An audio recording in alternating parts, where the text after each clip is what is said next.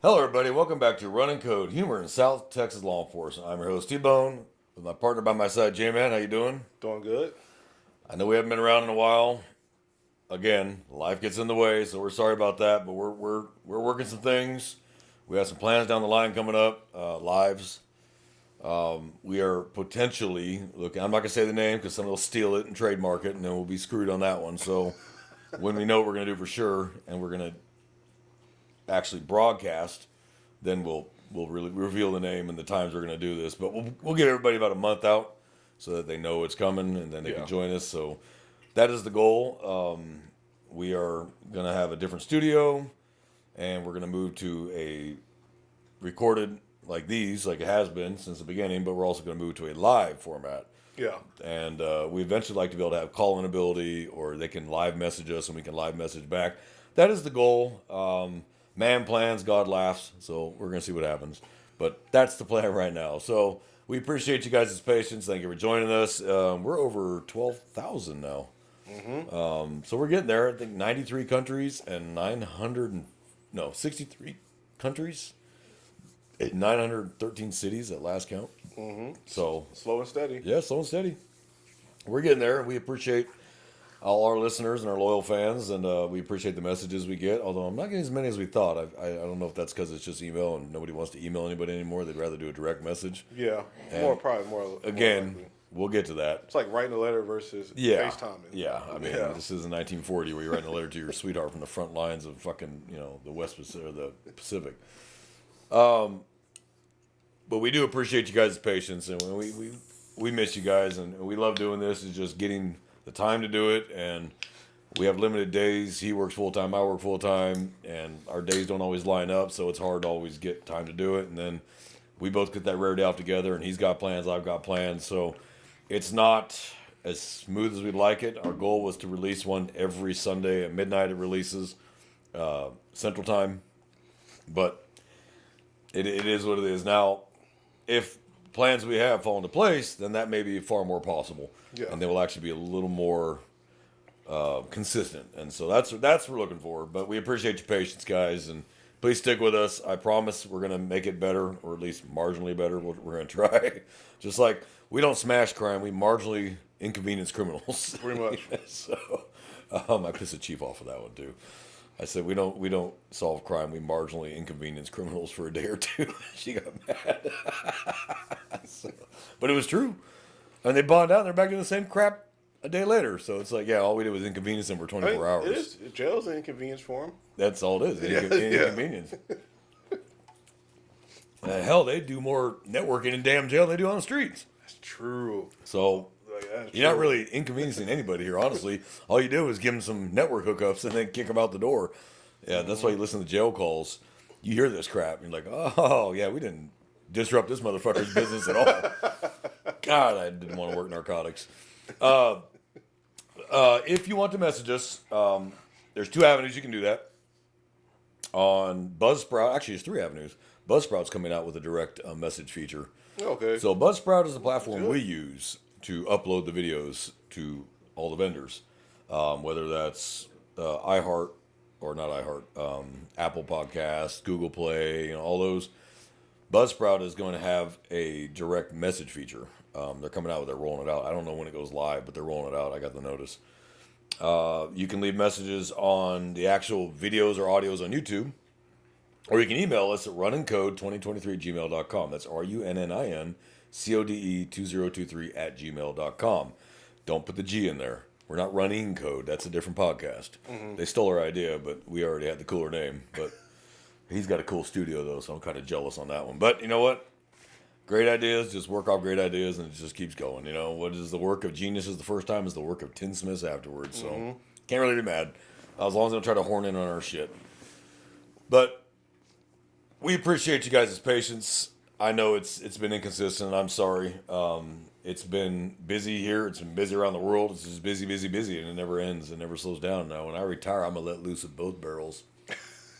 But because we're both still active officers, we have to be very careful what we say and how we phrase it, because all it takes is some little weenie with a torn vagine to go crying. They find out who you work for, go cry to your IA, and then you're fucking fighting an IA beef because somebody didn't like what you said. So we have to be very careful. That's why the ICE episode, I was a little cautious about doing that one. That's why I was very careful the way I phrase things. And surprisingly, I haven't heard a word about it. So, but 3 more months until I don't have to worry about it. So, but we had an idea for a topic today because it's kind of been coming to the front. In custody deaths and what that means, and whether that's from a car chase where the suspect dies, or dies in custody while you're fighting them, or a shooting, which is still an in custody death. What makes it an in custody death? How that works? We had some requests for that because lately we've had a lot of pursuits that ended with the suspect dying, and they consider that in custody or a custodial death. So the definition of an in custody death, because I've had to work as an investigator, I've actually had to work a couple in custody deaths, and it sucks because I have to make the officer the suspect, and I got to get a JN number for the officer, and I got to call the Civil Rights Division and get a whole offense code for civil rights violation. It's a pain in the ass, even though the officer didn't do anything wrong, because the person died, whether they were running from us or it was a fight or a shooting, whatever it may be, that's still in custody. So the question was asked to me, well, what makes it in custody? If you didn't catch him, how is he in custody? You can relate it back to when the lights come on, what does that mean? Are you free to leave? No. You are in custody. Now, whether that's detained or arrested, depends on the situation. You're just not in a... But you're not free to leave. Right. You have to pull over and you have to stop. So if you flee from us and then you wreck out and crash, that's an in custody death because you were not free to leave. I think it's like the idea of like you're not in constructive custody. You're not in constructive custody, where but we you are can, like, in physically limit your movement. Yes. But We you're have still no- in custody yes. because of we're You're not trying free to to leave. detain you. Yeah, you're not free to leave. So there's been 9 or 10 in the last 2 weeks alone that have made nationwide news in custody deaths from pursuits. Solely pursuits. I'm not talking about officer-involved shootings or use of force where the guy ended up passing. I'm talking about pursuits. Yep. So the question I was always asked by the officer who's now the suspect is, well, I didn't have him in custody. Okay, you didn't have him in physical, constructive custody. Correct, you didn't. But your lights came on, which everyone knows means you pull over. Yep. You're not free to leave. That's why it's a felony offense in every state to flee from law enforcement when they turn their lights on. There's a reason for that, because they're not free to leave. If they were free to leave, it would not be custodial death. If they had the option to pull over or not pull over, they don't want to, then it wouldn't be custodial. But there is no option when the lights come on. Because if it's not you, we're going to pass you. If we hit the lights behind you and you move to the right, we pass you, it wasn't you. Yeah. We stay behind you, it's you. Yeah. And so if it's a felony offense to evade, in Texas, it's a felony offense to evade motor vehicle, or a felony if you are convicted of a previous foot evading, the second one is a felony, Yep. you're not free to go. Yeah. So here's the scenario. I run a plate on a car ahead of me, comes up stolen. And instead of waiting for backup like I should and waiting to get a helicopter overhead and get spikes set up down the road, I say, I'm just going to light them up now.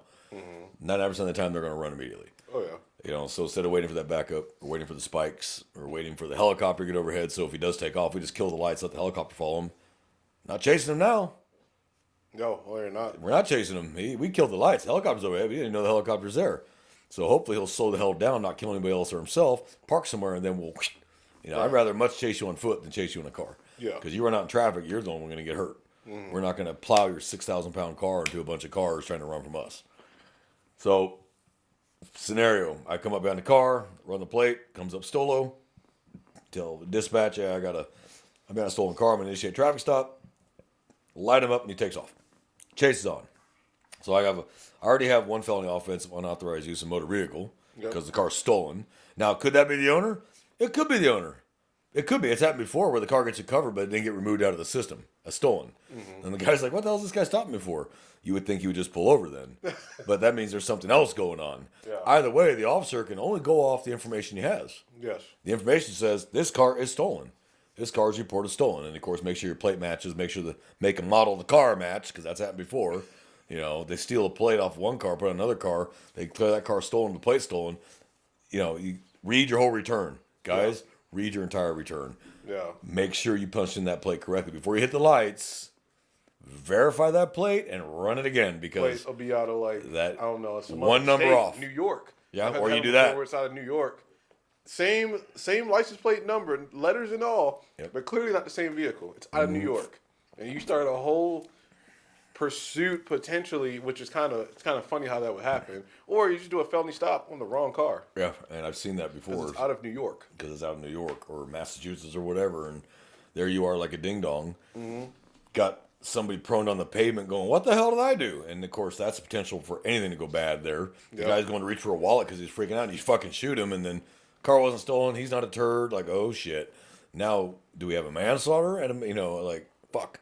So, officers, when you run a plate, don't just see that stolen vehicle alert and just light them up. You know what? That's helped me is having the dispatcher read it to me. So I'll Confirm with the dispatch. I'll see the freaking wanted stolen vehicle, whatever, return.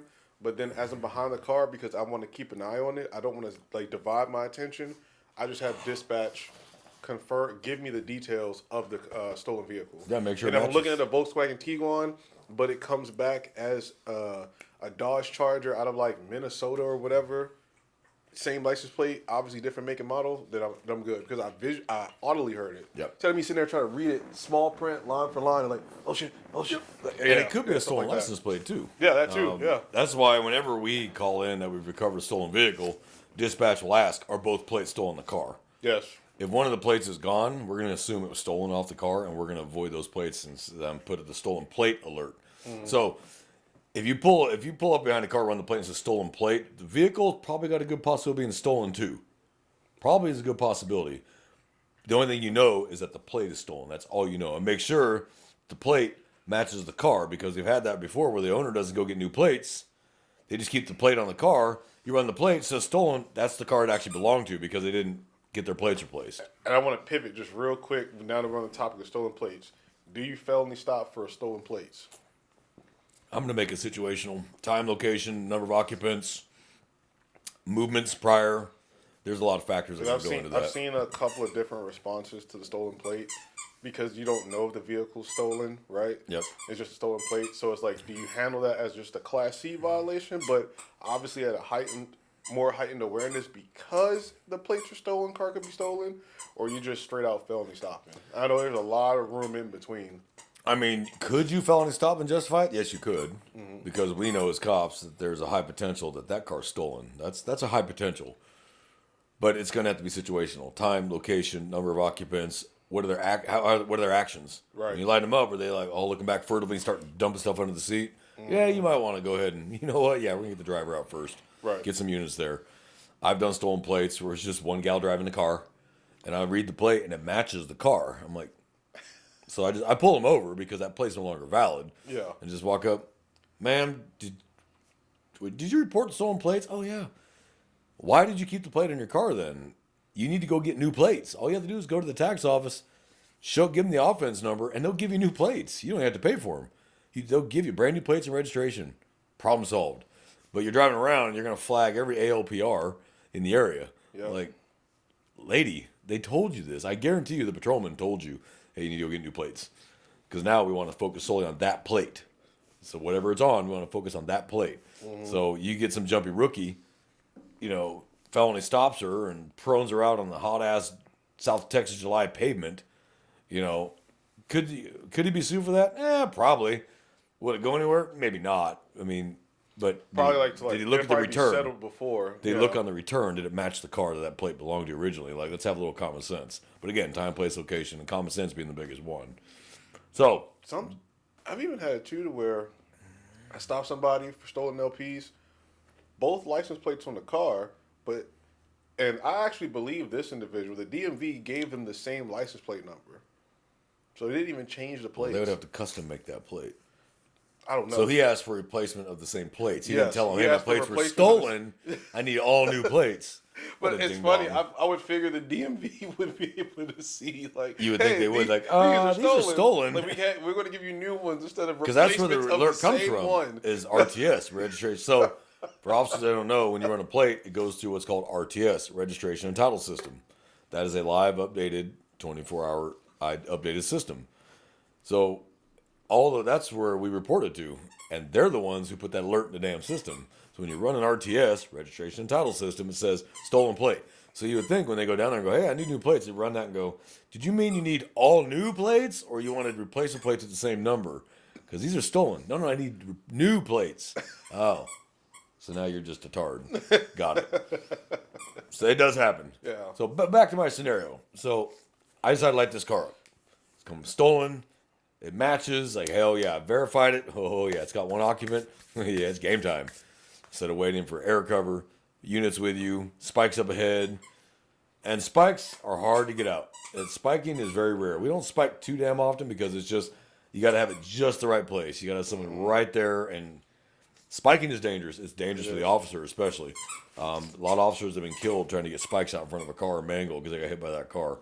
There's that very famous video of that state trooper getting just mangled by that car. So ain't worth it. Sometimes I like to use a giant bridge abutment ready to stop an 18-wheeler, and I'll throw them out from behind that motherfucker. And I don't throw them out in the street. That's not how spikes work. Oh my God. Now the stinger spikes, the ones we carry, are not like the stop sticks where you just pop them out in the street. The reason why the rope is so damn long on stinger spikes is because what you're supposed to do is walk it across the road, leave them undeployed, pull the string across the road, and wait. That's what they're designed for. And don't ever wrap that string around your arm. Don't ever wrap it around your wrist, fingers. It will literally, if that car gets by and it gets caught up in that car's axle, will tear your hand off. If you like the literally rip your hand off to hold a paper plate, you probably should. Yeah. Hold it by that knob. That's all you got to do. Hold it by the knob. If the car takes off, whoop, there it goes. You're good. You ain't losing fucking arms. We've had deputies, officers, troopers lose hands, lose fingers. One got his arm taken right here because when he yanked it, it wrapped around his arm, and it got caught up in the car's trailer hitch and tore his arm off. So that's a career ender. So the correct way to run stinger spikes, any deployable style spikes, you put them across the road, run that long ass string across the road to the other side.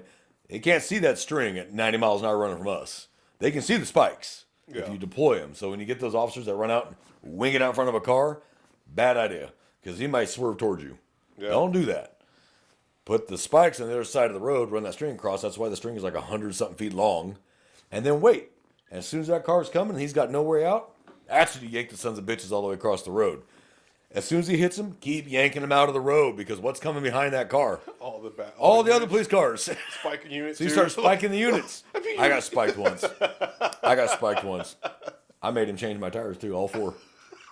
I was like, you're the idiot who didn't tell us you were running spikes out. But that's the correct way to run spikes. But, okay, let's say that I haven't done all that. I have not done the wise thing and gotten overhead. Light him up, he takes off. Chase is on. Dispatch, I got one running. Direction of flight, speed, traffic conditions, weather conditions, all that. The whole smash. And then the guy bombs the intersection.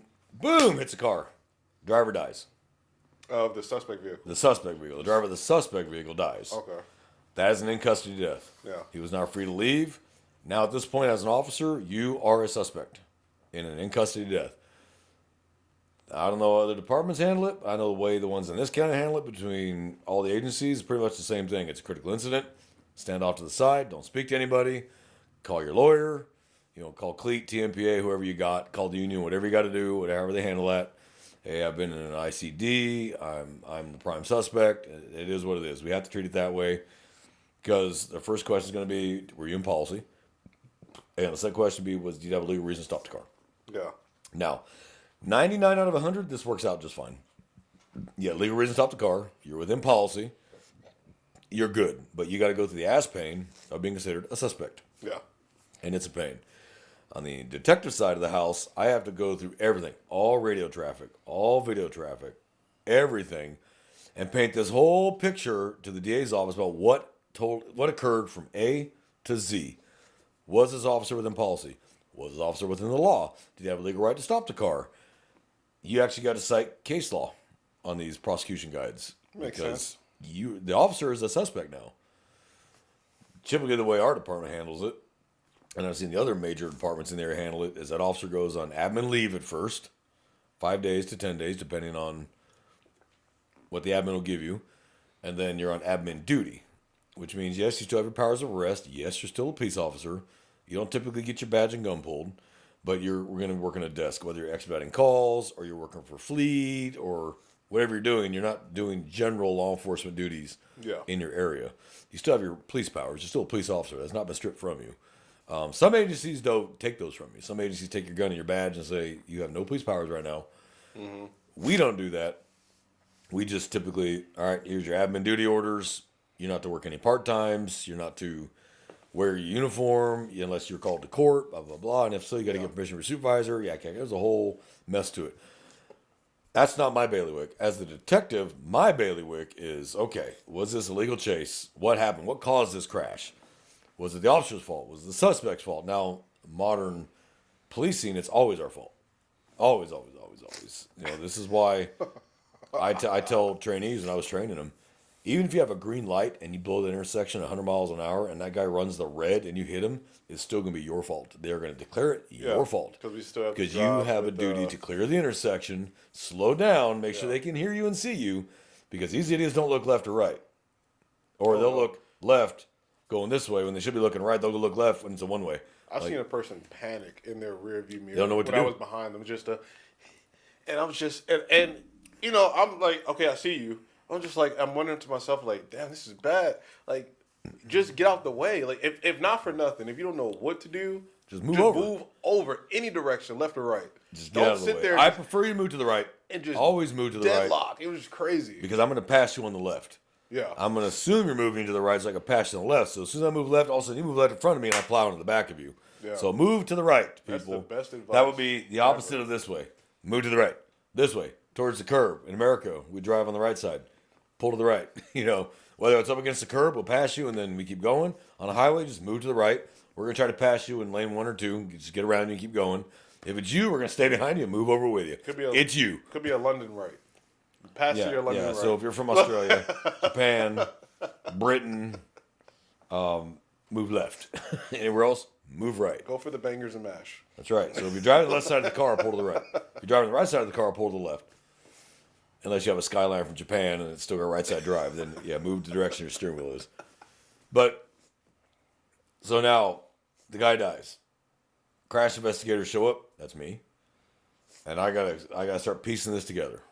I gotta scan the scene. You gotta do the whole Monty, the whole smash. There, you leave nothing untouched on one of these. Like, we will be out there for 7 to 8 hours, measuring every skid mark. We'll be scanning the entire scene. We'll be pulling video footage from everywhere, from where it started to where it ended, and everywhere along the way. Every gas station, business, house, residence. We will have gigs and gigs of video. But we also have your dash camera. So if you never lost sight of the suspect, that's our gold mine right there. Right. Now, that's a perfect scenario. You were chasing them, never lost sight of them, they crashed. I don't say perfect as in it's good he died. I'm saying perfect scenario is that we never lost sight of him in the camera. We can watch the camera footage and go, okay, the officer couldn't have done shit about that. Like, it is, if the guy bombed the intersection, there's nothing you can do about that. Right. But there's other scenarios where you light up the subject smokes the officer, subject's gone. The officer even says, I can't see him anymore. He's gone. And then he crashes and dies, and they still want to make that in custody death. It's like, okay, he was not free to leave, but the officer also lost sight of him. To me, that would be, okay, there's no more in custody, there's no They're more gone. Fourth Amendment implications, because how can you try to attempt to place someone in custody or even have custody of someone you can't see? Yep. That's crazy. But if you call the Attorney General's office, which I have to call because I have to report these to the AG's office. I have to go log in to the Texas Attorney General. Statistical purposes and I have and stuff. to report within 24 hours a full in custody death. Here's the facts and circumstances. Here's the deceased. Here's the officer. All this crap. A quick synopsis. You can't give the whole investigatory guide because it's been within 24 hours. You don't have it yet. Yeah. But you just give the basics. Officer so-and-so attempted to stop a vehicle that was registering as stolen. Upon activation of license siren, the suspect vehicle took off, entered an intersection on the red, and crashed and caused the suspect to be deceased on scene, blah, blah, blah, or at the hospital, whatever. It's a pretty short synopsis, but you got to give the AG's office a synopsis. And they report to the FBI. Right. So they report to the FBI for you, and they report that to the FBI for you, to the DOJ. So now the FBI is now monitoring the investigation. The Texas Attorney General is monitoring the investigation, Because the FBI monitors all in custody deaths investigations. They monitor them. They may not get involved, but they're monitoring it. So everything you put in, it's called NIBINs. Or not NIBINs, NIBRs. They pay attention to that. And then if something doesn't look right, they may send down like, hey, what's going on with this? In Texas Rangers can get involved. They don't typically, with the larger agencies, get involved because they know we have our own investigators and detectives that can handle all that. Resources. But if you get a smaller agency, the Texas Rangers may just step in and take over the whole case. Yeah. If you have an agency that doesn't really have any detectives, it's like a podunk town with 12 cops and a chief, and that's it, and that's all you got. Texas Rangers may step in and we'll handle it. We got it. Yeah. And Texas Rangers can do that. They absolutely are authorized to do that. They are the investigative arm of state police. That's their job. Yeah. They typically handle investigations involving corruption, political, or law enforcement. And so that's why they're best suited to do that. Jail deaths, Texas Rangers are also going to get involved there. The way the law is now is that the agency that the death came under, we do not investigate that now. That goes to a separate agency. They do it from the beginning to end. We're not involved other than getting them what they need. The logbooks, radio traffic, whatever the hell it was, and they take it from there. And that's just to avoid the whole, we investigate ourselves and we found ourselves clear. We just let another agency deal with it. There you go. Your problem. Right. And that way you can't really blame us. So when you have jails, and let's talk about in-custody deaths as far as jails go, because that's a huge topic. Yeah. You have massive jails in this state. Houston, Dallas, Austin, San Antonio, Fort Worth. Those are big-ass jails, and you're talking thousands of inmates. When you have that many inmates in one jail, inmates are going to die. Yeah. Whether that's detoxing and their heart can't take it, they swallowed something on the way in, and then that kills them, going through booking, or they get killed by another inmate. Jail's still a dangerous fucking place. That happens too. Now, we do try to lower that as best we can by hopefully classifications doing their job and keeping people safe, but you can't look into the human mind and you put these two together thinking life's good, and then one shivs the other. It's capital murder on him and a dead body and a lawsuit for us. I mean, that's the realities. So in custody death is anywhere, whether that's jail, patrol, CID. Let's say you take someone in the interrogation room, you go to interview him. Oh, let me step out. I got to grab my laptop, come back, and the guy's dead. That's an in custody death. Yeah. You're like, well, fuck me running. Well, one, I'm not getting my answers. Two, the guy's dead. So if that was your prime offender, case closed, death of offender, which case is called cleared exceptional death of offender, DOO. But the jail. So let's talk to jail. You and I both worked the jail. We've both been there. We've seen it. We've seen how it works. You know how we understand it. The public doesn't understand these things. They assume that when an inmate goes to a jail that they're going to be safe and nothing's ever going to harm them. Nothing's ever going to happen. Now, in a perfect world, that's true.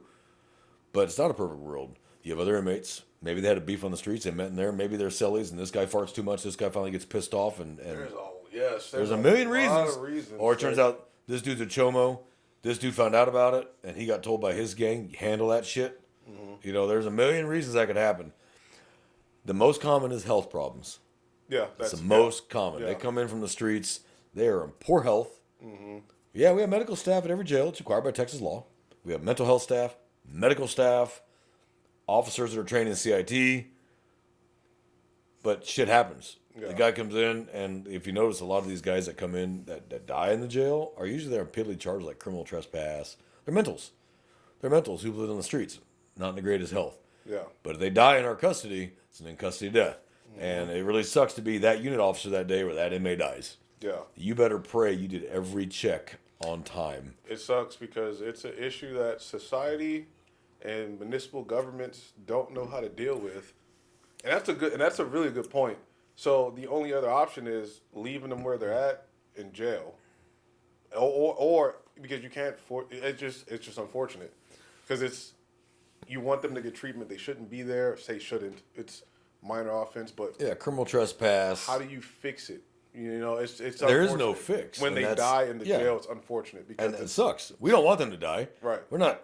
Trust me. None of us celebrate the death of an inmate. Yeah. We don't because one, we're not judge or an executioner. Our job is to hold you confined, keep you safe, get you medical care, get you medication, keep you safe until you go to court. Whether you're found guilty or innocent, that's not our problem. Yep. That's the courts. Our job. Remember, jails are pre-trial confinement, and prison is post-trial confinement. Yep. Convicted, Yep. accused, convicted. Yeah.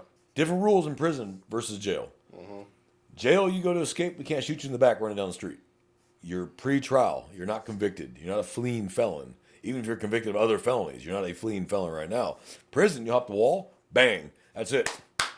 That's it. You're dead. They're not going to warning shots. They're going to shoot you while you're running away because you are a convicted felon and you're fleeing a prison. So we have to assume public's in danger from you. You're going to carjack somebody, break into their house. Like, we have to assume that. Jail's a whole different world from prison. Now, is it still in custody death in prison? Yes, because they're in custody. They're in prison. Texas Rangers for TDCJ handles all that. For jails, Texas Rangers may opt to head into the investigation, but we may just turn it over to another large agency and say, sorry, dump this on you. you know? And we rotate. In this county, it's rotated among several different agencies. So it's not always the same agency that has it every time. So it may be this agency, the next time it's that agency. But let's do numbers. Let's talk numbers. When you have, let's use Harris County, which holds like 12,000 inmates. That's a lot. One of the largest jails in southern United States. The largest jail is Rikers Island, New York. Holds like 25,000 or more. It's not like Men's Central Jail, I guess, in Los Angeles? That's the second Los largest. Angeles County? Oh, okay. That's the second largest jail in the United States. The largest is Newark, Manhattan. Rikers Island. Second is LA. And then I think Chicago is Cook pretty County? damn Oh, big okay. too. Yeah. Cook County Jail. Now, let's play a numbers game. You have 12,000 inmates. Is it feasible to think not a single one's going to have a heart attack, swallowed something on the way in, got something while in there, because that happens too, because drugs come into the jail, whether it's by officers bringing them in or inmates smuggling up their butt, they're going to die. It's going to happen. There's a difference between officers allowing an inmate to kill another inmate. That's murder. That's straight up murder. There's no two ways about that. It's capital murder, actually. It's you are in a jail confinement setting. And that inmate croaked because of a medical problem, a narcotic swallowing, just old, bad heart, whatever it is. But the family goes, oh my God, you're supposed to keep them safe and you killed him. No, we didn't kill him.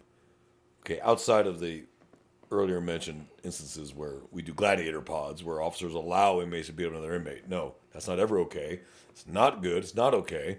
Our job is not to do that because that's not our job. We're charged with keeping them safe. It's no different responsibility from jailers versus patrol officers. There's no difference. Your job is once they're in custody to keep them safe. That means keep them from being attacked by other people. Yeah. Because they are accused, not convicted, and that is not your job. Your job is not to enact revenge. It's not your job. We don't do revenge. This is why I never wanted to work child crimes, because I'd want to reach across the table and jack slap the shit out of somebody, but they've not been convicted. I have no right to do that. I am not a judge. I'm not a jury. I'm an executioner. No, that's my job is to gather the facts. If there is enough probable cause that this person committed the offense, conduct the investigation, forward to the DA's office. The DA's office handles proof beyond a reasonable doubt. Right. That's their job. Right. Not mine. We can't take this shit personal. It's not personal. That's why it's easier for people to say, well, it didn't happen to you. You're right. And if it did, I wouldn't be investigating it. I wouldn't be allowed to. Because now it is personal, and I can't separate that personal. That's why you don't work your own cases. So I'll give you a great example. My car was burglarized a while back. I was like, whatever. All they know was they stole a pair of handcuffs out of my truck. They broke the window and stole a pair of handcuffs. I'm like, okay. I wasn't even mad, honestly. I knew my time was coming. 4 years living here, and I never once got burglarized. I knew my day was coming, and it happened. It happened on camera. I got the video footage of it. I was like, whatever. I called out patrolman, got a case number. Here you go. Here's the video footage I found from my cameras. That's it. I really don't care. I had the window replaced by the next morning. Whatever. Move on with my life. Well, I got a stern call from my CO. You will not work this case. I wasn't going to work this case. I don't care. One, I'm not vehicle burglary, so I don't care. That's just like watching paint dry. I ain't doing that. But two, I already knew better. Right. Yeah. So I'm not even going to try. I turned over the video footage I had from my cameras, and here you go. That's all I know. I'm not interested in working the case. I'm not interested in running the person down. I do not care. But there's a reason why they still had to call and tell me, do not work this case. Yeah. Because they're covering their ass. That way, if I do something stupid like find a guy and end up tuning them up, they'd be like, you couldn't be emotionally separate because it's your car. It's your stuff. And they're right. So you can't work your cases where it involves you or a family member. You can't. Or you can't be emotionally separate. To be an effective officer, you have to be emotionally separate. You are there for facts, cold, hard logic, truth, and facts. That's it. No emotions. Now, that's hard to do when it's a child death, or if you love animals, like I love animals. I have a real hard time with someone that abuses an animal. I get pissed because I love animals far more than people. I love horses, dogs, cats. I love animals. I can't stand fucking people. People suck, And I love children because we said this before. They're all our children. As cops, they're all our children. I love kids. I love it when kids run to me and just tackle me with a hug. I'm like, what the hell? Oh, hey, and I got a sticker for you. I love kids, and I want them to feel comfortable with us. I want them to come up and talk to us. I want them to feel safe with an officer. And a little bit of a tangent, but nothing annoys me more than hearing some parent, be good or I'm going to have him take you to jail. And I'm like, I glare at him. I'm like, don't fucking say that. You want your children, if they're in trouble, to find the nearest police officer and feel safe with that officer. Yeah. You're instilling that fear from minute one. Like, really? No, I like that kid. I'll take you to jail. I like that kid. The kid and I are going to get ice cream. I'm going to take you to jail. I hate hearing that ignorant shit. I've heard it in Whataburgers. I've heard it in McDonald's, Taco Bell, wherever. I've heard that crap before. Like, oh, that officer's going to arrest you. I'm like, we don't arrest juveniles. Well, I was just a joke. Okay, jokes are supposed to be funny. That's not funny. Yeah. You're scaring that kid. And that's all good. How you doing, buddy? You want a sticker? What's your name? I'll talk to them, high five or whatever. I want them to be comfortable and feel safe with me. I need them to think, if I'm in trouble, I will find a police officer, a sheriff's deputy, a state trooper, somebody with a badge. Please help me. Mm-hmm. And so that annoys the shit out of me, but that was a little bit of a tangent. God, that annoys the shit out of me when people do that shit. So citizens that are not cops here, don't fucking do that. It's not funny. It's not cute. We don't think it's cute. We don't think it's hilarious. We think it's fucking stupid. I think it's absolutely stupid. Please don't do that.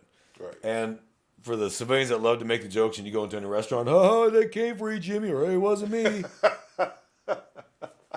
Okay, that's the first time today I heard that. He's right here. Yeah, you're here. I'm like, ha ha ha ha.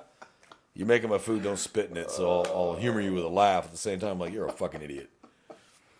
Damn. But, so in custody death. So I'm going to explain how the process works. Now, this is state specific for Texas, but I don't imagine it's that different really in any state, honestly. You have the incident that led up to the death of the offender.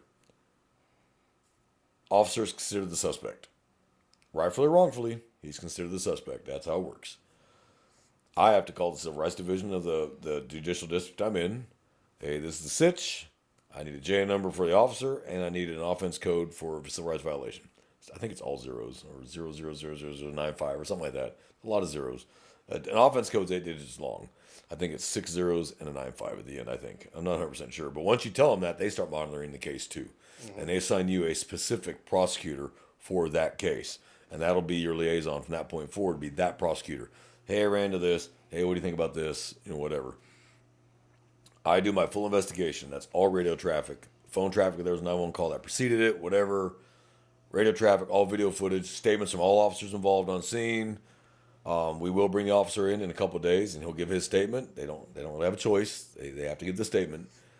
I cannot see anything that's given to internal affairs. That's wholly separate. It's firewalled. I don't get to see it. It's under Garrity. We've talked about Garrity before. For officers listening to the show, Garrity versus New Jersey means any statement you give IA is firewalled and cannot be given to CID. Mm-hmm. Can't. It's wholly separate. That's policy, not criminal. I'm dealing with the criminal side of it. But I can get everything else. Officer statements, witness statements, victim statements. Maybe there's someone else in the car. Get their statement. Like, what was the suspect saying when he was running? Everything I can get. All the video footage. Measure all the skids. Scan the scene. Was this preventable? Non-preventable? Could this have stopped? Yeah, all the dickhead has to do is pull over. Let's just be honest. All you do is pull the hell over and just give up. Like, you're caught, you're caught. Yep. But you have to go through and go, okay, did my officer, because I don't do policy. That's, again, internal affairs. They're going to go through it on the policy side and go, policy violation, not a policy violation. Nope, good policy, that's good pursuit. He was given permission by the supervisor. He was giving out the correct traffic conditions, road conditions, weather conditions, a reason for the stop. What was the reason for the stop? Felony evading is not the reason for the stop. What preceded that? It was a traffic light and he took off on me. Negative. Terminate that shit. Now, we know he's not running for the taillight. We know that. Right. But it's hard to tell the public, yeah, we went to stop him for a taillight and he crashed and died. Yeah. Now, we as cops understand that that's not why he was running. There was something else in the car. He had a warrant. There was something else going on. Drunk, high, drugs, gun, warrants. He had another reason he ran. It wasn't the fucking taillight, I'll tell you that right now. But the public doesn't hear that. The family's grieving and lashing out. It was just a taillight. Yeah. We know there was more to it than that, but now some agencies don't care. Like Texas DPS does not care. You ran. You could have pulled over. And they're not going to patty cake next of kins. They're going to be like, shouldn't have ran. He had a choice to pull over anytime, and he chose not to. Sorry. Other agencies are a little more politically aware, but you remember, state police works for the director, who works directly for the governor.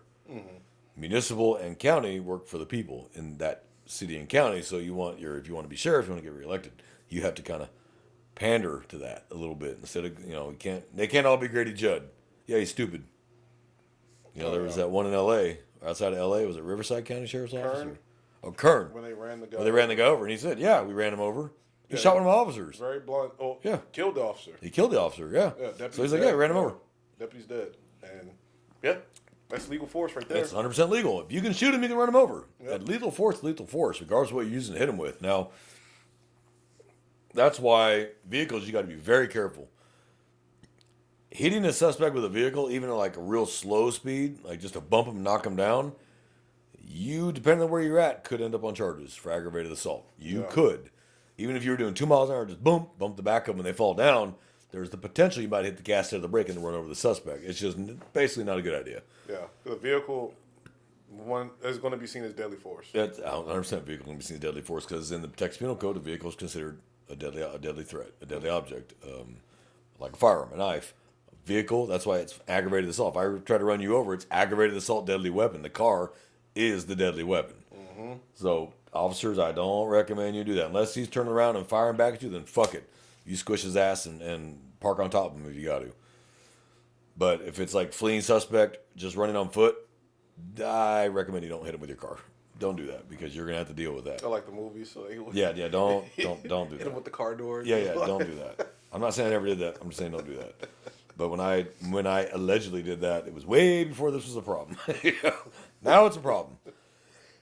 And as law enforcement evolves and gets a little better about some of the things we do, maybe let's not do those things no more. A lot of it is political awareness, awareness of the public and the shifting values and what they think is bad versus what we know is bad. I've seen a million uses of forces, and I've seen very few that are actually like, ooh, we shouldn't have done that. Most of them are like, yeah, it was a righteous ass whipping that dude had coming. Like, it is what it is. But it's not what we know, it's what does the public know.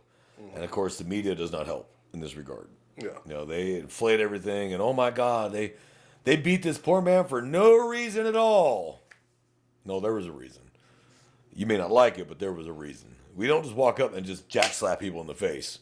That shit may have happened in the 50s and the 40s and all that crap. No. I have never once, nor have I witnessed an officer just walk up and just jack slap somebody in the mouth. Ever.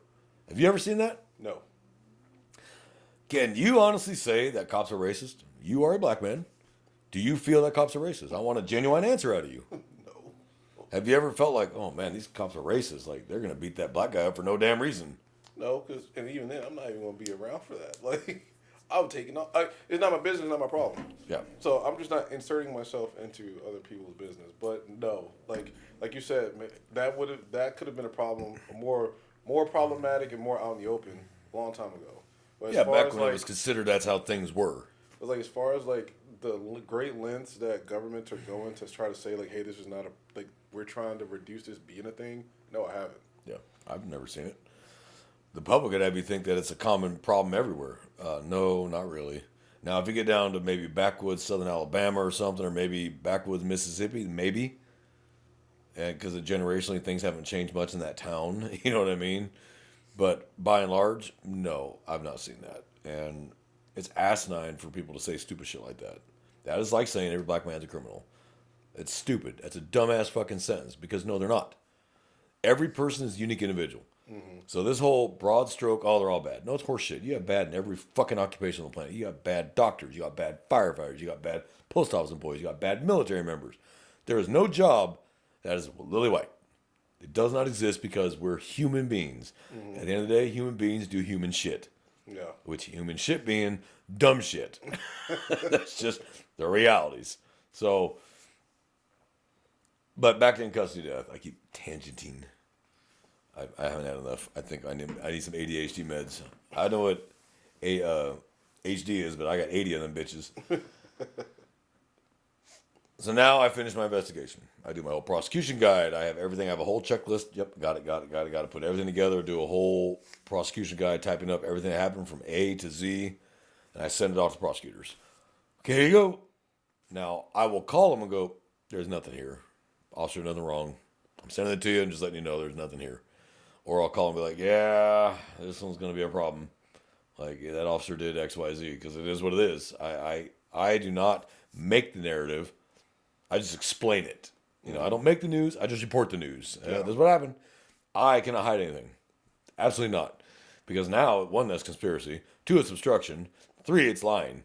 So everything I'm saying, if I did that, is out the window. Nothing will be credible. Ever again. So if you did something stupid, I can't hide it. And I've told officers, you do something stupid, I can't help you. I can't help you. You are still responsible. You knew better. You did it anyway. That's on you, not on me. Like, you made a poor choice. Please don't do that. You know, I'm not going to hide shit for you because as a detective, I am duty bound. When I'm reviewing footage, if I see a civil rights violation, I have to report it. I have no choice. So I'm reviewing footage and the officer, inmate's just cuffed and just talking shit, and the officer is like, bah! Jack slaps him. I have no choice but to report that internal affairs, report it to PIU, and report it to the CID lieutenant. And go, hey, you don't want to watch this. And that sucks. But he made the choice. I didn't make the choice. I didn't make him do that. He chose to do that. He lost his temper emotionally because the inmate called him a name. Or the shithead called him a name. Who gives a fuck what they call you? Officers, if you hear nothing else I say, who gives a fuck what these people call you? You don't care about their opinions any other time. Why do you care about their opinions now? Yeah. This is not somebody you normally sit and have a beer with and care about what they had to say. This is a suspect in custody for a crime. He's going to say whatever he's got to say to vent, get it off his chest, act like a shithead. He's going to call you names. Who cares? It doesn't mean anything. This is what he doesn't like. The badge on your chest. That's it. He doesn't know you. But if you're black, he's going to call you a racial slur. If you're gay, he's going to call you a gay slur. He's going to do whatever it takes to get your goat so you lose your temper, smack him. You made him rich. They'll probably void his charges if they're not super severe, like murder or something, because they know that, look, he'll be back in a week anyway. So they'll void the charges, hoping to avoid the lawsuit, but they're still going to come after your ass as the officer. Yeah. So really, was that worth it? Like, okay, he called you a name. He said your mom was a whore. Who gives a fuck? It's hilarious. People used to go, your mom's a whore. I'm like, you met my mom. And they would get mad because that's not what they were hoping for. Right. And I would tell my mom, and she'd laugh. My mom was a fire dispatcher for 20 years. Like, she has a thick skin, too. She's like, whatever. She don't give a shit either. You know, she's been called, when she was a 911 call taker originally, she was a 911 call taker for fire. She got called every name under the sun there was. They're just reacting emotionally to what's going on at the time. Remember, when people call 911, it's typically the worst day of their life. For you, it's another routine call. For the suspect or for the victim, it's the worst day of their life. Their car was stolen. Their car was burglarized. Their house got burglarized. Now, don't get me wrong. I can see how having your house burglarized will feel like a serious invasion. Like, you never feel safe again. Yeah. Because a house is supposed to be your safe place. That's why it's called a castle. Castle doctrine. Yeah. You like I tied that together in a bow? Hey, castle doctrine. You feel safe there. So I can see where you'd feel violated. Absolutely, I can see that. So to them, that's the worst day of life. To you, it's just another burglary. Here's a burglary inventory. Fill that out. Get it back to us. Call this number when you're done. We'll have a patrolman come by, pick it up, and we'll take care of it. Making sure I get the serial numbers to the TV, whatever. To us, it's no big deal. To them, it's like, oh my God, my TV's gone, my jewelry's gone, the stuff I worked hard for, because you did work hard for it. I mean, as an American who works hard, you'd like to keep your shit safe. Yeah. That's why we have door locks. Yeah. And that's why the state allows you to use deadly force when it comes through your damn doors, because that is your castle. Now, don't follow them out in the yard and shoot them in the back. Don't do that. That's not legal, justified to use deadly force at that point. This is 1950 where you can shoot someone in your property after dark. No, don't do that. You call us, we'll deal with it. Get a good description, let us handle it. Don't follow them down the damn street. Just let it go, okay? Your shit may or may not get replaced, but you cannot be replaced, so don't do that shit. And we've had people, I'm following them right now, and our dispatcher's like, don't. Like, don't. This guy's going to turn around and start shooting at your ass. Yeah. And that has happened before. He's going to miss you and hit people down the road further. He won't hit you probably. It's very rare. They'll hit the guy down the street. They'll hit the kid on his bicycle. Like, don't do that. Yeah. If you get a plate, great. We can do a lot with a plate. We can do amazing things with a license plate. stop. You know? But in custody only applies to first responders, law enforcement, prisons, jails, anywhere where we can legally take someone into custody and hold them. That is where in custody means. Right. Oh, mental hospitals too. Oh yeah. Because they're not there. They're there against their will. Yeah. They've been committed, so they're in custody. The courts have placed them under the care and custody of that mental health facility. So that is in custody death too. Mm-hmm. I don't know who handles that though. Yeah. I think it's state. I think state handles all those because I've never ever worked one. Mm-hmm. We've had them. It's happened before, but I've never worked one. So I think Texas Rangers or maybe the AG's office. Maybe someone else handles that shit. Right. But for me, primarily, when I'm talking about in custody, I'm talking about law enforcement, and whether that's jail or whether that's the LE side patrol, whatever it is, that's what we go after, and it really sucks to have to go through the process. But so far, every ICD I've worked, I've cleared the officer, and then the prosecutors have cleared him right behind me. It takes another couple months. They go through everything. They make sure that what I'm saying in here matches up with the footage and the scientific evidence, and the measurements, and all the math we do on speeds and all that crap. And they'll send me what's called an ICR, and it'll say no probable cause, and it'll say here's the reason. We have found this officer clear. The officer has not done any wrongdoing. This case will now be closed by Civil Rights Division. No further action necessary. Done. All I do is I forward that to the officer. Congratulations, you're clear, brother. I knew you would be, but I still had to do the whole rigmarole, but congratulations, you're cleared.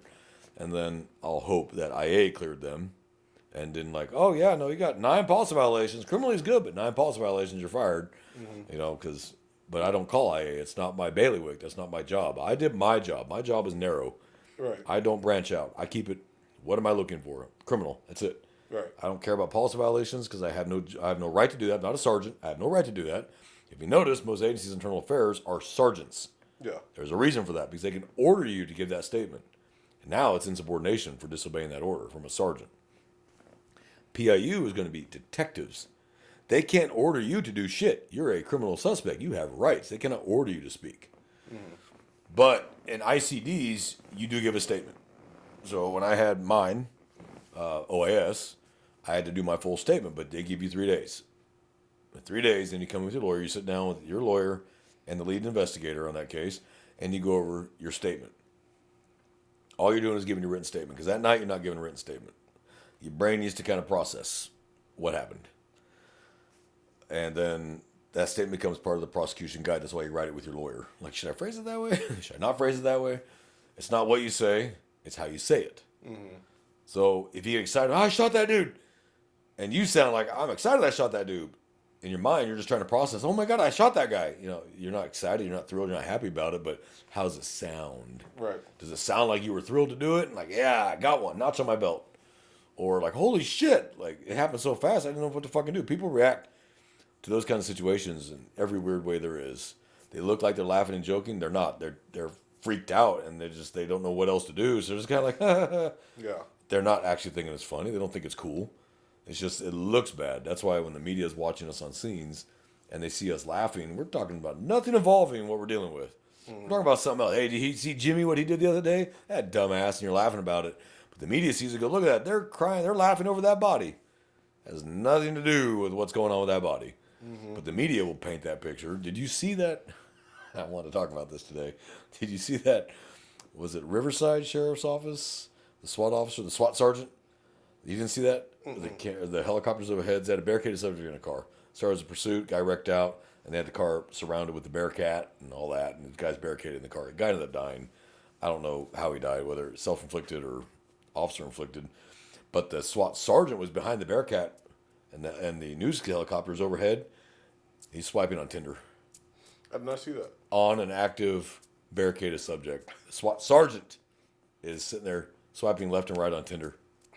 Does it several times, and then when he turns the Tinder off, you see a picture of a woman in the back as his back screen. I'm like, hope that's your daughter, not your wife.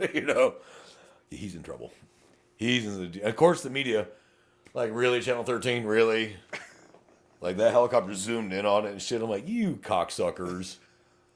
That's the kind of shit you got to deal with. But common sense should have told him, hey, we got media everywhere. We got people everywhere. This is probably not the time to be swiping left and right on Tinder. Just focus dumbass. Focus on the op. Focus on Yeah. This is what we got going on right here, right now. We got a Focus on barricaded the call. subject who's armed in a car. Yeah. Maybe I shouldn't be swiping left and right here.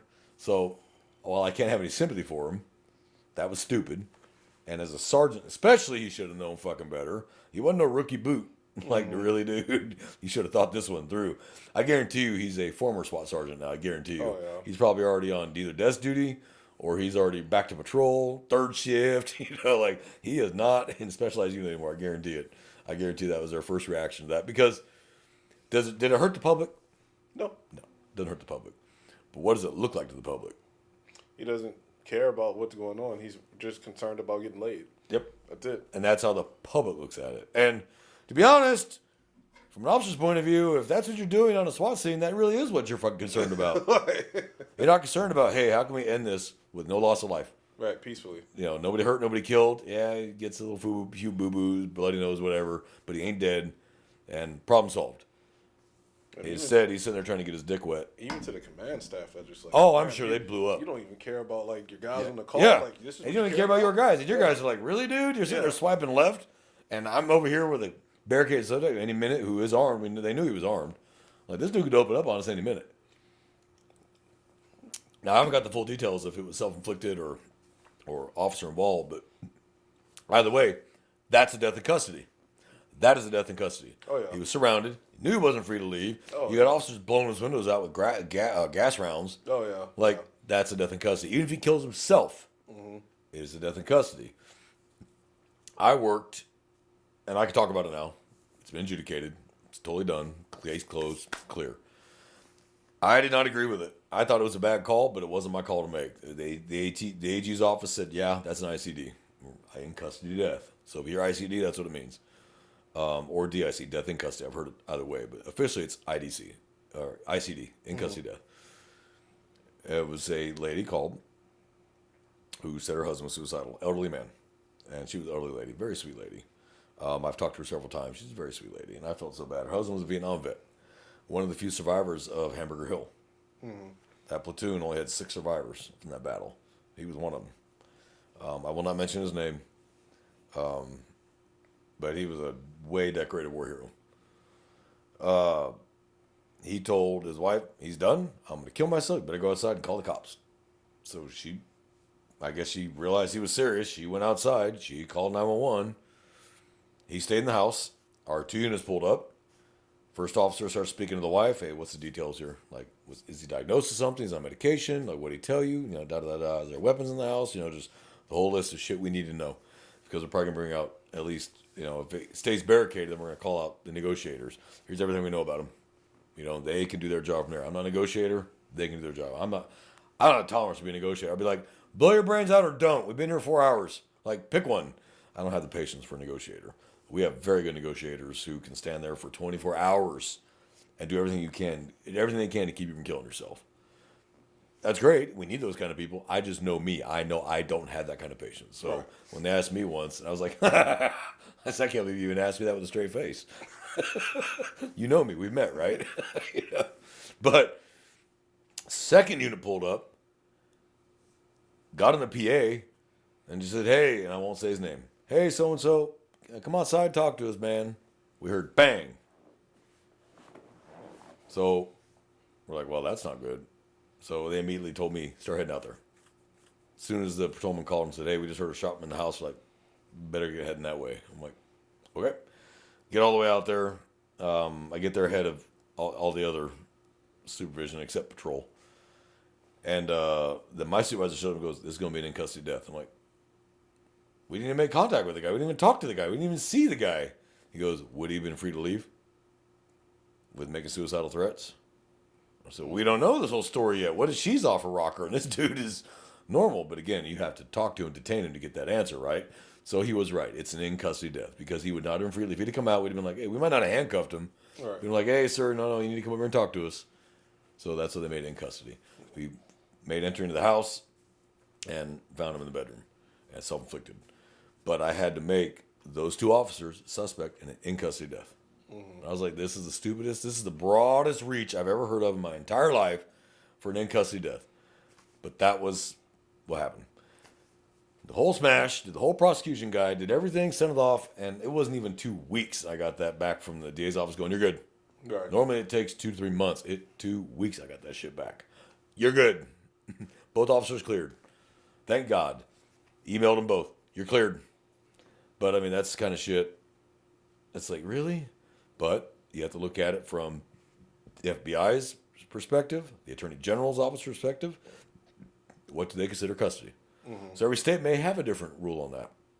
You may have a state that says, if we haven't physically got a hold of him, it's not in custody until we put handcuffs on him. Because I've heard that argument. We didn't get handcuffs on him. He's not in custody.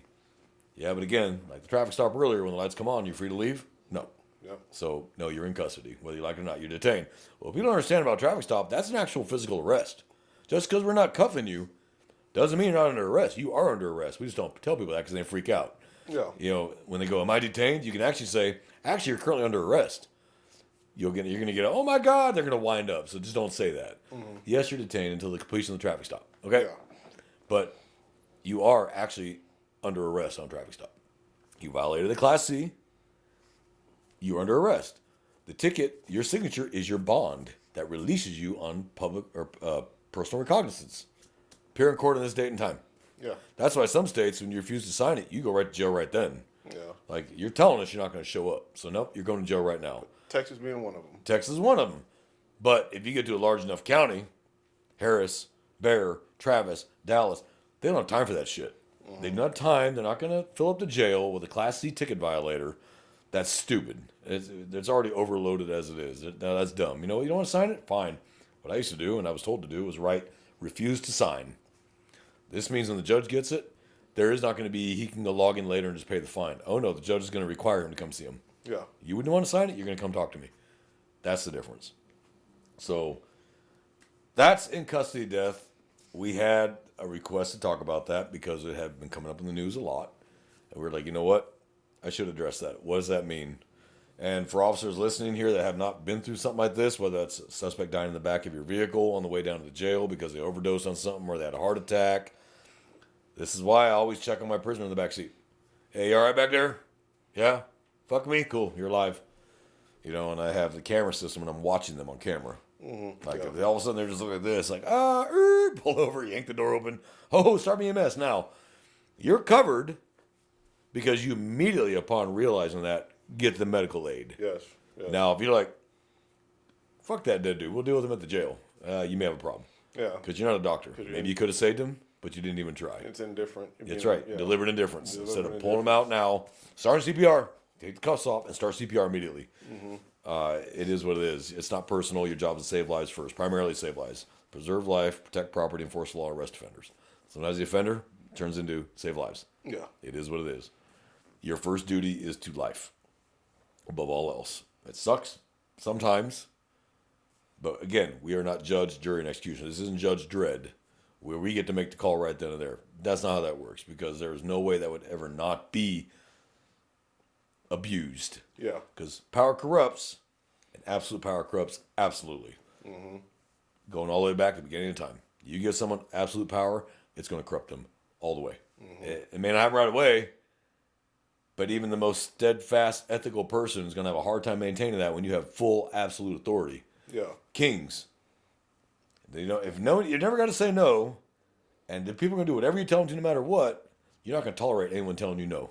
You know, and then you're like, put him in, throw him in a cell, or behead him. He told me no. You know, that's why we have checks and balances in this country. You got 3 different branches of the government. We have checks and balances that watch each other, and you need to have those. Those are healthy.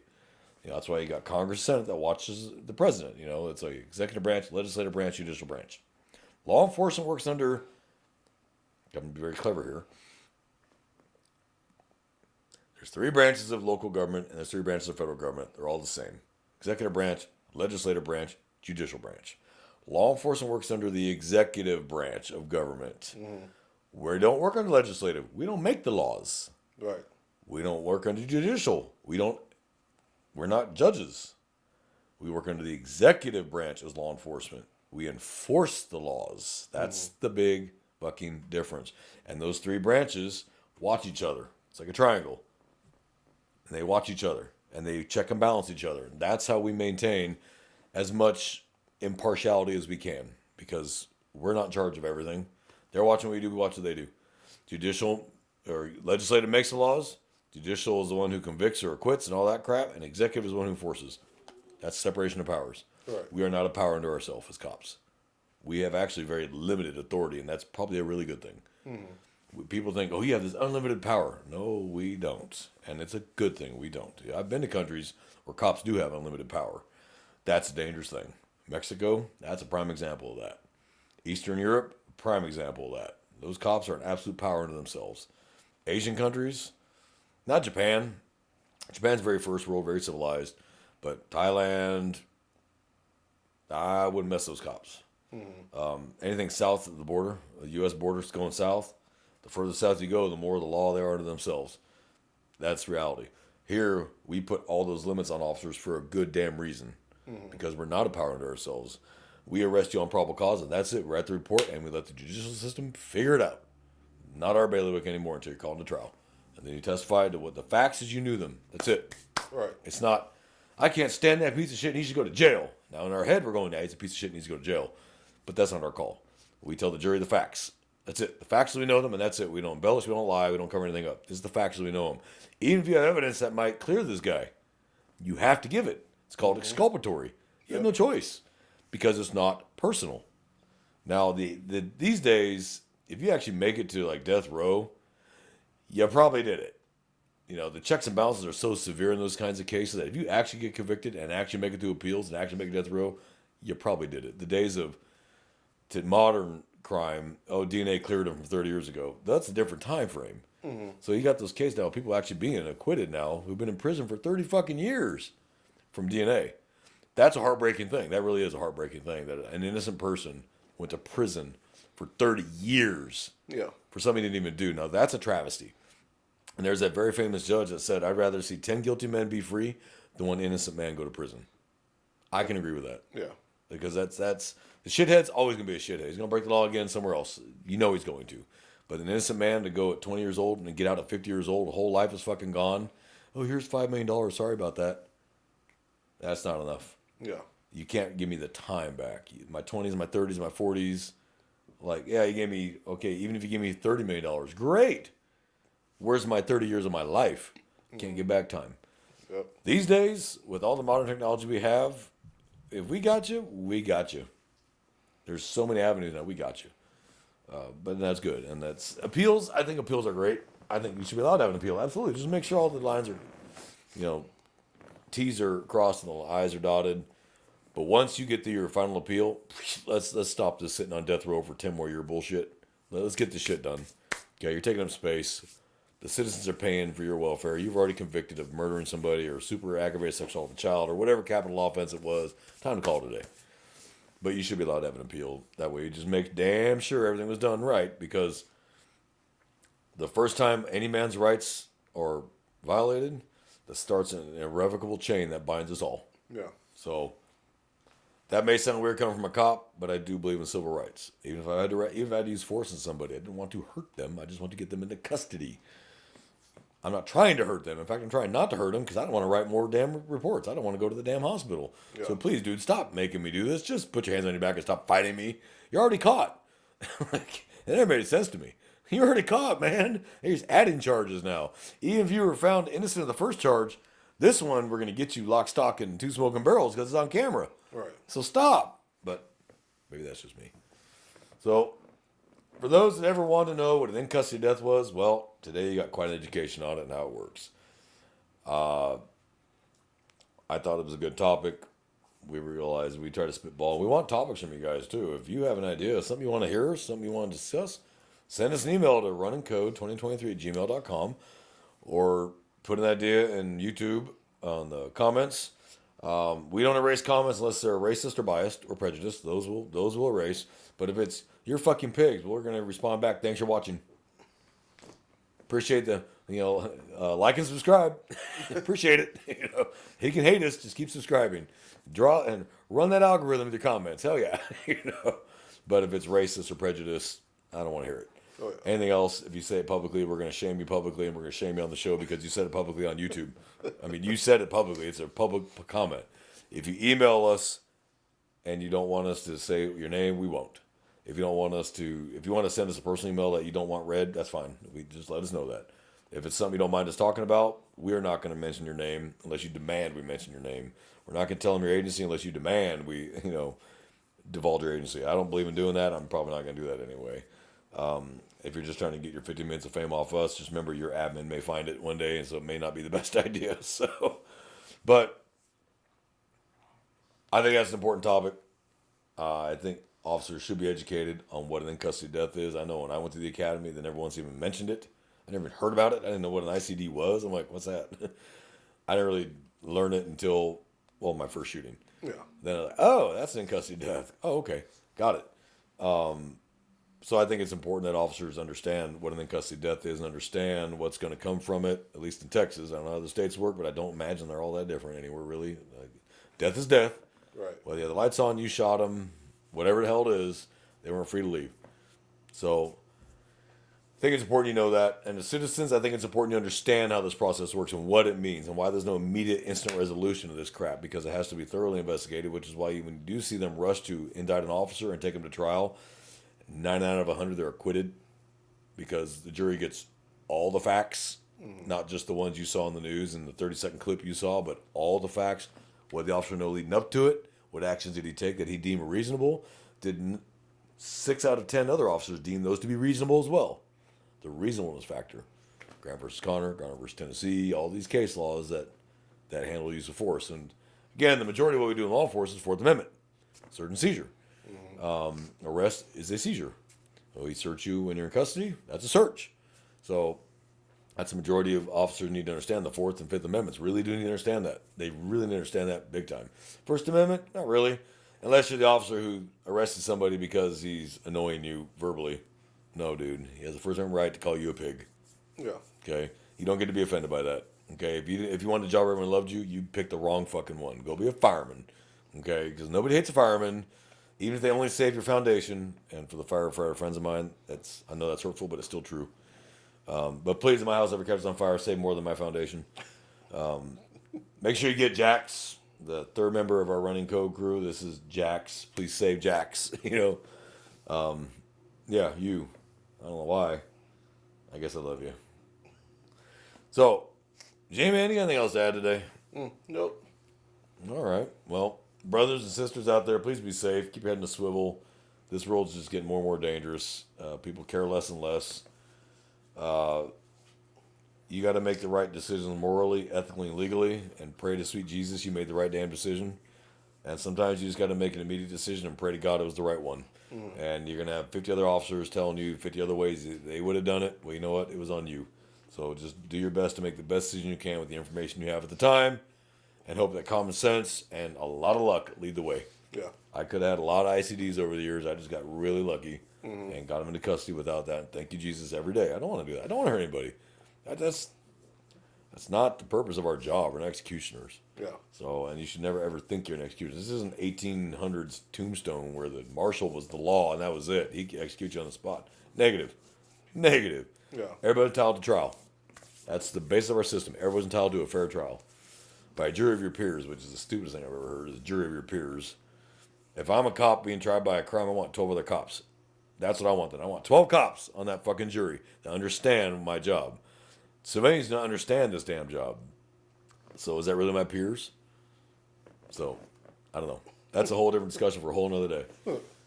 So, everybody be safe.